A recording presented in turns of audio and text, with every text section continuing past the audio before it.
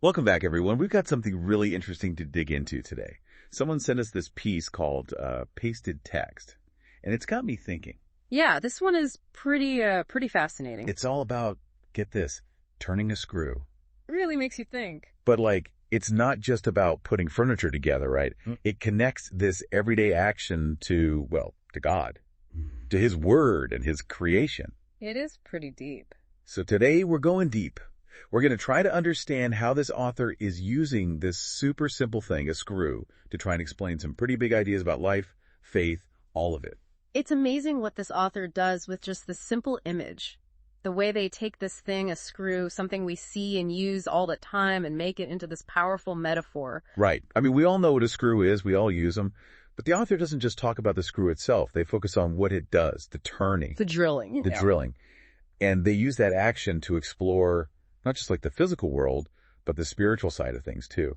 Exactly. Yeah. It's about how we move through the world, how we face challenges, how we grow. Okay. So right at the beginning, the author paints this picture of a screw. This screw that's just relentlessly driving forward, almost violently drilling into whatever it meets. I don't know, it's powerful imagery. Yeah, it really grabs you. Right. It does. And it got me thinking about those times in life you just have to keep pushing, Yeah. Even when things are tough, even when it's hard. Absolutely. It's like that feeling of facing resistance, but you just got to keep going. Yeah, exactly. Like when you're hitting a wall. And the author actually pulls a quote from Proverbs here. Oh, yeah. Iron sharpens iron. It's like they're suggesting the screw is being refined, shaped and sharpened through that process, through that intense drilling. I like that. Like the harder you push, the stronger you get. That's it, yeah. It really makes you think about what that drilling looks like in our own lives. What do you think of when you hear that? Well, I immediately think of those challenges we all face in our faith journeys. Like what? Yeah. Give me an example.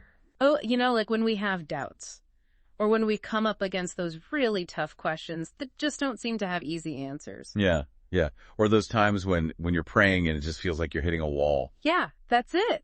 It's like that drilling the author's talking about, It forces us to keep searching, to keep pushing for a deeper understanding. And the author doesn't stop there. They go on to talk about how this drilling isn't just about our individual struggles. They actually compare it to the 6 days of creation in Genesis. Wait, really?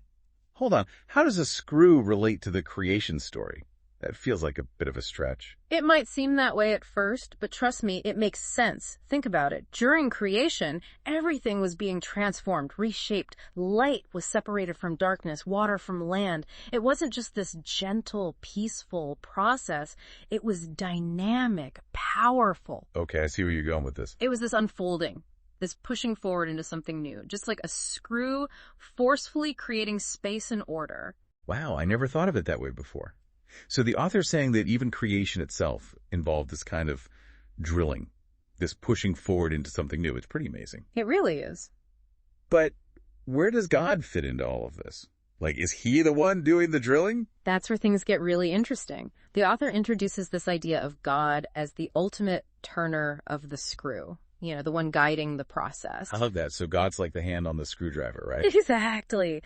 And the author specifically uses this term, Emmanuel, to illustrate how God is present in those moments when we feel like we're the ones being drilled. Emmanuel, what does that mean again? Emmanuel means God with us. It highlights how God is right there alongside us when we're facing challenges, when we feel that resistance. Oh, I see. So it's not like God's causing the pain or struggle, but he's with us through it, providing the strength to keep turning. Exactly. It's like even when the going gets tough, we're not alone. And the text even suggests that surrendering to God in those moments allows him to guide us more effectively. So it's like letting go of the screwdriver and trusting God to do the turning, right? Yeah, it's about trusting that he knows what he's doing, that he's working towards a greater purpose. That's a powerful reminder, especially when things are tough. Yeah. But what is that purpose? What's the end goal of all this drilling? Why are we being pushed and shaped like this? Well, the text points to the idea of stability or steadiness as the ultimate outcome. So it's like the screw, once it's drilled in, becomes a source of strength and support. Exactly. And the author connects that to the idea of spiritual growth. So it's like all those challenges, all that drilling, it's not for nothing. It's actually making us stronger. Yeah, it's making us more resilient, more grounded in our faith. So if I'm getting this right, The screw is like a metaphor for how God uses challenges to shape us and bring us closer to Him. I think you got it. And even though it might feel uncomfortable, even painful sometimes, He's right there with us through it all. You got it. That's the beauty of it, right? We're never truly alone in those tough times. Wow, this is pretty amazing stuff. So to wrap this all up, if we encounter these metaphorical screws in our own lives, we should remember that drilling, it can lead to growth. Definitely. And maybe even more importantly, consider where we might need to surrender control a bit, to trust in God's guidance, Yeah. Let Him be the turner. Exactly. Let Him guide us toward that stability, that strength. Thanks for joining us on this deep dive, everyone. And as you go through your week, think about those screws in your own life. And remember, you're not alone in turning them. Thanks for having me.